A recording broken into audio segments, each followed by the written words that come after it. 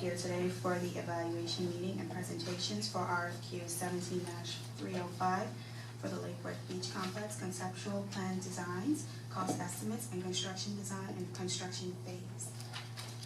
We will start with introductions. Thank you, Melissa. Juan Ruiz, Assistant City Manager. And before I get going, I want to thank both of the firms, Kimley Horn and CPZ, for accommodating the changes in the dates with this presentation. It's obviously a point of high interest in our community, and I can't thank you guys enough for accommodating that change. And before we get rolling, we'll do some quick introductions again. Point of clarification, there will be no public comment at this meeting. We do appreciate the public coming out. This is more of a city business process and the RFQ process for us to select a firm. But I will reiterate that during the process, once we select the firm, there will be plenty of opportunity for public comment, community meetings held, charrette style, where the community can come out and give input to the designs. Okay, so that will happen. But at this meeting, there will not be any public comment. The discussion points will be between the committee and the firms themselves. Like I said, for the record, Juan Ruiz, Assistant City Manager. Phil Johnson, Casino Property Manager. Lauren Bennett, Assistant Director of Leisure Services. Doug Yoakum, Aquatics Manager. Larry Lightfoot, Parking Enforcement Manager. I'm Christy Gatto with the City Attorney's Office. And again, I'm Alicia Wilson, Purchasing Specialist. I'm Cherie Haynes-Dyer, the Management Analyst. Okay, so we'd like to start the meeting with our first presentation coming from CPZ Architects, Inc. Hold on real quick, Melissa. Our city attorney has just a quick overview statement. As Juan Ruiz mentioned, this is the selection process for our design firm for the beach complex. As I reiterated at the first meeting, this is not a meeting where we're looking to do a public-private partnership or to sell the beach. The city is purely interested in hiring a design firm to help the city, its residents and citizens design the future for its beach. So that's what we're here to do today. It's in compliance with the Consultants Competitive Negotiations Act, which is a statutory process that we're required to go through before we can hire a design firm. Okay? Thank you, and just some housekeeping. Before we call up CPZ, we've asked Kimley Horn, our second firm, to step outside to give CPZ the opportunity to present to us in private. And then we'll take a quick recess after that, and then Kimley Horn will be invited back in, and CPZ will step outside. And then voluntarily, so thank you. And there will be a Q&A, obviously, before we recess and bring Kimley Horn in. So once CPZ completes you guys' presentation, then we'll engage in a Q&A, and we'll recess for 5 minutes and switch. So with that being said, I'll invite CPZ to come up, and we'll get going. Very good. Just to clarify, from what I understand, we have 10 minutes? Is that the time limit? Just so I know to make sure I stay on time. From the RFP package and some of the things, it was 10. So I can go a little longer, but I don't know what your rules are to both teams. I think if we get, we can amend and increase Sure. the time of the We committee. can do 10 initially, and then I think what'll happen is you'll naturally get into some questions and answering, which will probably prolong this much further. So it'll be more than 10, but I would say your initial presentation, let's start with 10 and go from there. Well, then we're gonna go through that. It'll be a little quick because there's a lot to cover. We want to introduce ourselves well. So as you see the slides, then and during Q&A, if there's anything we need to go back to, we'd be happy to do so.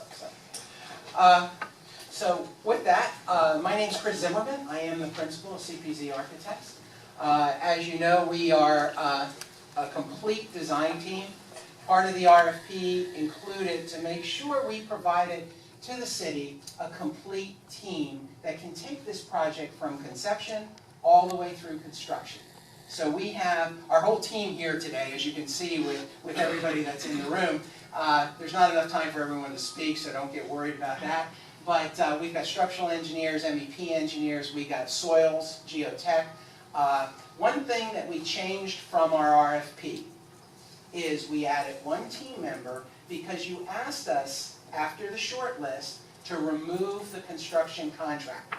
Okay, so the city kind of changed the process. So in order to make up for that, we added the CMS, Construction Management Services, on our slide. That's why there's a new team member, to do construction cost estimating. So with that, this is our team. We understand 3 specific items from your project: the pool, the parking, and the casino building, second floor, and meeting space. And you can see our team is set up with a lot of variables and a lot of different people that bring knowledge to this project. WGI is here with us today. Brian? Good afternoon, Brian Lamont with WGI, and we're here representing the civil engineering, the parking structures, and the parking planning part of this presentation. Hey, my name is Andy Miller. I'm with WGI. I'm an urban planner, but I specialize in parking planning and management. We just wanted to show a few images of the garages, parking structures that we've designed. I just wanted to get people to understand that parking garages don't have to be these big, ugly things that the industry is going to mixed-use designs. This is an example where we have solar panels on the roof of this parking structure, and they have a dual purpose. They provide shade for vehicles, but they also provide, obviously, the renewable energy. Thank you. Keith and Associates is with us today. Steve's with us as one of their representatives.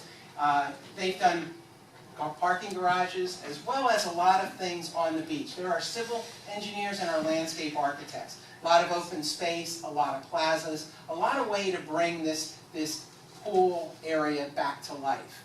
And then, again, we have a specialty aquatics consultant with us today. Go ahead. I'm Dave Fairman, Principal Aquatic Consulting Engineers.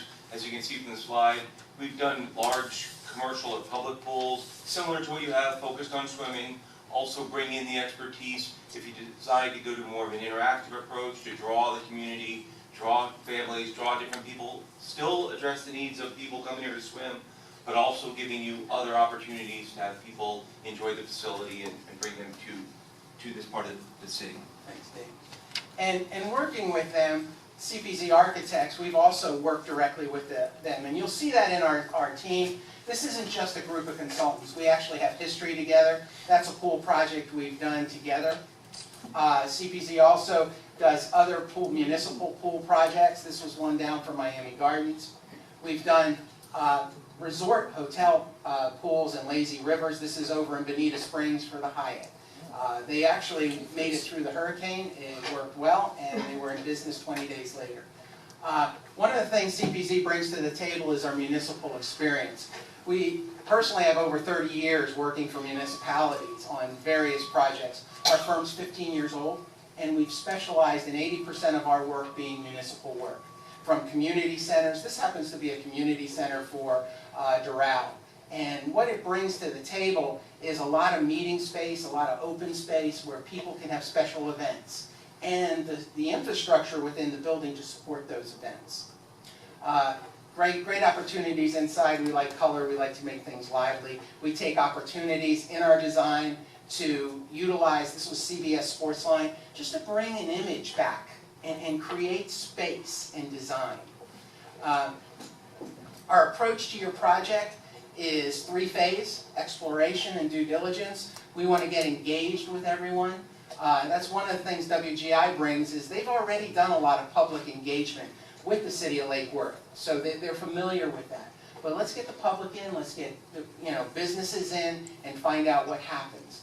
Get some inspiration, bring some big ideas to the table, and then let's get CMS, our cost estimators, involved right at the beginning to make sure we got this thing budgeted out. Community engagement. Keith and Associates does a lot of it. We've done a lot. WGI has meetings and things like that. One of the projects CPZ is proud of is our Cove Shopping Center in Deerfield. And we think that charrette process works really well. And here, just like the Cove Center, we actually used a meeting room right on site. And this was the final document that came out with lots of sketches and lots of interactive with groups. But we set up there in the meeting room for 3 to 4, I think it was 3.5 days. Our team came, set up the tables, and we lived in that space 8 hours a day. And we met with different groups. We met with community people, we met with business owners, we met with developers, we met with city officials. Okay, so that we got all this input on flip charts, and we did design charrettes and everything else. So that's the amount of work that was done in a week, and it all came together with various a whole booklet at the end, but even 3D modeling comes into there. Cost estimates versus revenue generation. That's one of the reasons why we have specialists on our team, like WGI and like Aquatic Consulting, because they know the revenue generation for that parking garage. How much is it going to cost and what's your revenue? What's going to bring in so you can pay for it? And the same with the aquatics facility. How are we going to pay for that and what's the revenue? Just to give you a little quick background, Keith Emery's done a lot of cost estimates. He does all our cost estimate work, and he's right on the numbers.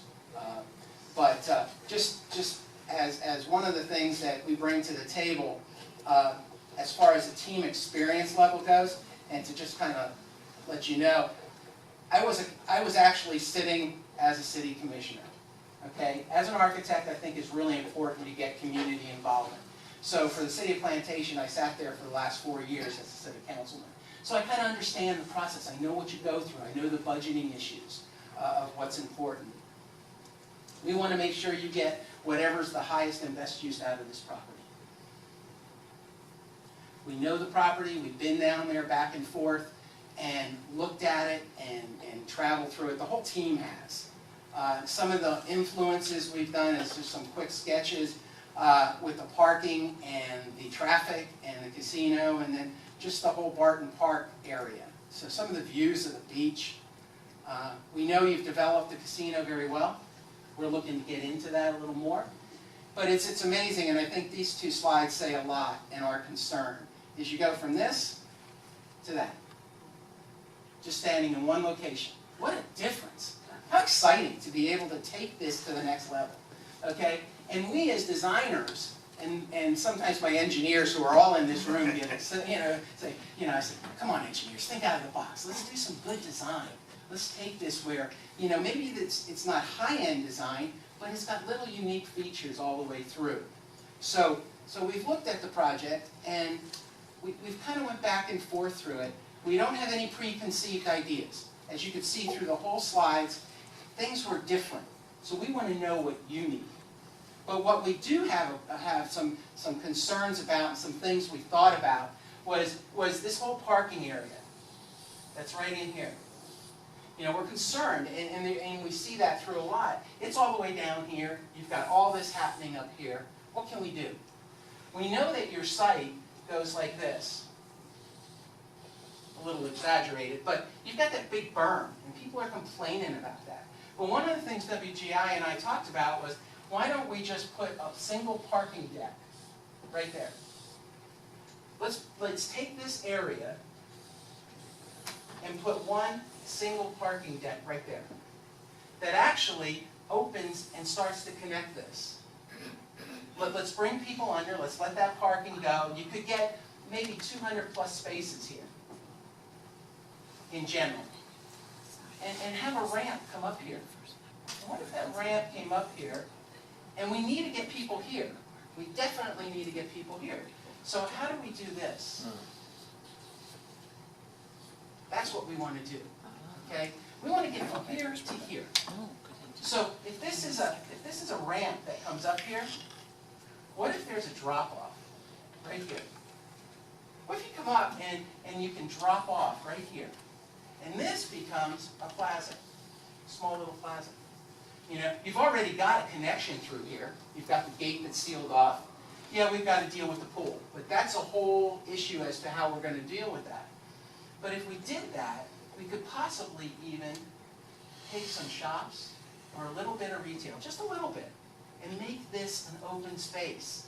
Because here, you could take this and actually, with everything you do here, have a small concession area, a little place for people to go get a drink if there's a wedding out here, a place for somebody to get ready for a wedding. Because some of those weddings that happen in here, everybody's trying to get down and through this hallway, and it's really kind of hard to use. It's not making it good for the bride or anybody else. So something small here. This parking, this starts to develop to where that whole parking deck actually comes into here. Okay? Now we can get some green into this thing with some trees in here and do something like this. And maybe we take this away. Let's take this building away. That building in the pool is blocking everything. You know, it's kind of like you've got this great view.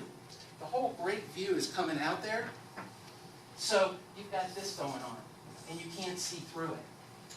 But maybe we can put some sort of glass with columns and beams and something there. And maybe we do something here too. And this becomes your whole pool development area. Who knows what we do, whether we keep the lap pool in there, whether we put the water fountains in there, the recreational features, that can all still happen.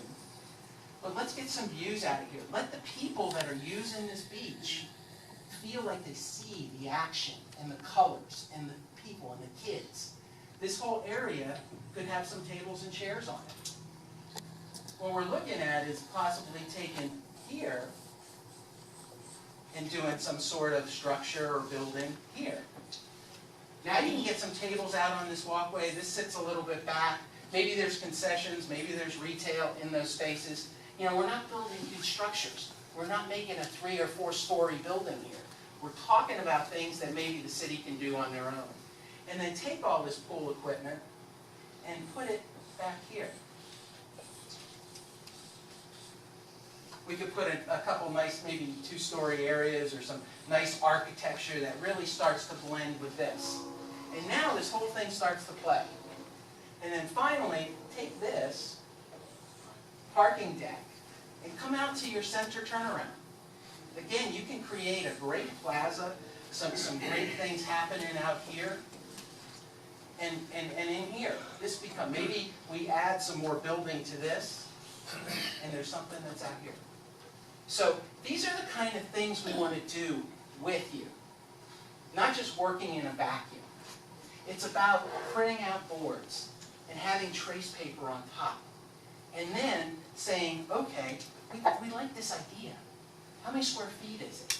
And bringing our cost estimator in and saying, hey, Keith, I'm going to build 200 spaces. And bringing WGI in and say, hey, this is an elevated deck. What's this going to cost me per space? And if I do 200, this is what it's going to cost. And then if this is a plaza, what's our future growth? Maybe this becomes the next phase of a parking garage, because we've already created a plaza that now we can double. We can use that same footprint, same column spacing, and take the next phase of the garage. But yet we still got green space. You know, I think there's some importance for green and keeping some green natural space. But we also need to be cognizant of people getting up and down. So this is the process we go through. So instead of coming up with a whole bunch of PowerPoint slides and some preconceived ideas, we decided to change it up for this a little bit. I don't think I've ever done this kind of presentation before. So, but those are our ideas and our thoughts. And I think you've got a great team here, and everybody we've got, we're all excited about it. And we can do every single part of the design as per the requirements in your RFP. So with that, I know I went a little bit over. It's okay. So Thank you. we're just excited. And I guess at this point, we'll start some questions. I definitely have a few questions for you. We'll just kind of go down the line systematically. Could you elaborate on CPZ's experience on construction similar to this beach, where you've done elements that are solar elements? I know you touched on solar panels in a parking garage, but what about implementing things like charging stations, you know, different items like that? Sure. One of the things we finished up for a city was a fire station. And we were instrumental in working with them to get a $250,000 grant to make that building solar. So it was a great opportunity for the city and us, and that station runs about 30%, 40% on solar. So we've got that experience. Our private clients, believe it or not, we have private building owner clients that are actually asking and doing it out of their pocket to provide charging stations. They just want to do it. They're seeing this come alive. They're seeing this as part of the process. So they don't have to. They're a private client. They got, 200,000 square feet of office space. But they're seeing that they need to do it to stay competitive. Just to kind of change on solar and green, we do have lead AP professionals on staff. That fire station I just talked to you about was LEED Gold. We've got 2 other buildings that are going on LEED Gold, and one of the 250,000 square foot office parks we're doing, they're volunteering and we're working with them to do LEED certified. LEED's becoming expensive, so we're going to other things like Florida Building Coalition, like US Green Buildings. So it's a little cheaper, and you're not paying all of us for all that template paperwork. Thank you, that was my next question. Anybody else have a question? I just have one. Can you just go back over what you said about the pool area, exactly what you would or wouldn't do with it again, just to clarify it for us? But we don't know. And it's funny because, and maybe you guys can speak to this a little bit, Ray. You've been out there and you've talked. We've got 2 different reports. One that says it's worth saving and we can fix it and maybe a 10-year lifespan. And the other one says, hey, maybe we need to get rid of it. So we haven't had the ability to have Ray and his team look at your equipment, your pool. But I think what we need to do is reevaluate that. And then during the charrette process, decide whether this pool can generate enough revenue to keep it. And is that what you want to do? I don't want to conceive and tell you that, yeah, we're going to keep this just the way it is. I want to hear from you, especially you as the operator and manager. But we also are seeing in the marketplace a real strong demand for recreational features that are just, surface, like you saw, some of the splash pads and things like that. That's really getting some of your young kids out there and the families that moms want to take their kids to. And it creates action for even older people to sit here and look and watch. Follow-up question. Can you elaborate on any past experience where you've done construction renovation similar to what we are embarking upon, where there was a commercial enterprise already existing, and more toward demonstrating you guys' ability to do this without interrupting our current tenants and their business? We've spent a good part of 5 or 6 years building our brand and our tenants building their businesses up. And it's a concern once we go to, start digging up the property, if that's what ends up happening, how to be minimally, invasive to their operations. Could you elaborate on that a little bit? Sure, absolutely. I'm going back to a slide because we do a lot of tenant renovations in office buildings. We have 2 or 3 continuing clients that we've had for the last 12 years since I opened the door. And one of those was that CBS sports line that was in here, kind of neat space. This is 30,000 square feet on a 2nd floor. And it's adjacent even on the 2nd floor to some additional tenants. And it was important that we were able to build that without interrupting. How do you do that, even from a soundproof standpoint? How do you phase it? And we were able to do some things on the outside of the building to be able to get things in and out during demo. We looked at some different hours of operation. Down here, with your tenants on the ground floor, and some of those restaurants and things, early morning, let's get in there and knock this thing out before lunch happens. Or you do your demo stuff that's noisy and loud, you do that in the morning. And look to see how we can phase it. Even some of our municipal clients, we have that they say, hey, we're doing work for Broward County in the courthouse, okay? We've got to do a judge's chamber on the 2nd floor. And they're holding court. And working for judges or doctors, they are the worst clients. They don't want to hear anything. They're in court, they expect it quiet. So it's working with that. So I think we've got a lot of experience in how to put up a sound partition. We had to keep Coral Springs Police Department in operation in a 3-story building and remove the entire storefront glass system from the building because we hardened it to a Category 5, okay? And we kept them in business. We built separate walls, we waterproofed it, we took it down, we kept them in operation. Absolutely. Thank you. Of the projects that you showed, what would you say would be the percentage that was brought in on budget and not over budget? About 80 to 85%, And I'll tell you what, I only had 10 minutes. I have slides that show some of our recent cost estimating. And we made our closest cost estimate yet. We were $690 higher than the bid on a $6.5 million job. That's how close it was, okay? And what is also important isn't just how good we did with the budget, but if you bid something out on the open market, how close are the bidders, okay? So if you have 3 bidders or 5 bidders, and they have a spread of 40%, something's wrong, okay? That means somebody did something wrong, i.e. the design firm. But we bid out a project, and that same project, the 3 low bidders were within 1%, which talks about the completeness of our drawings. Correct. Thank you. Questions? I got a couple more. We've learned a lot since we've opened this property from this previous version, and there's a lot of obvious deficiencies that we're looking to correct. Because this conversation is much greater than just the pool. This is about the casino building, the property itself, and some of the inefficiencies we have in parking.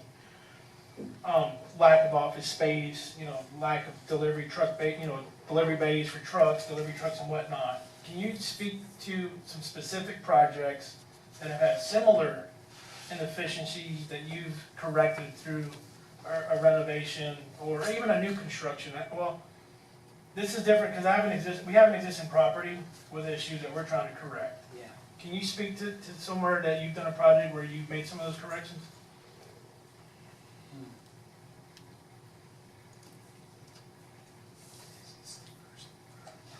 Usually the clients come to us and say, here's our ideas, and we brainstorm that out. So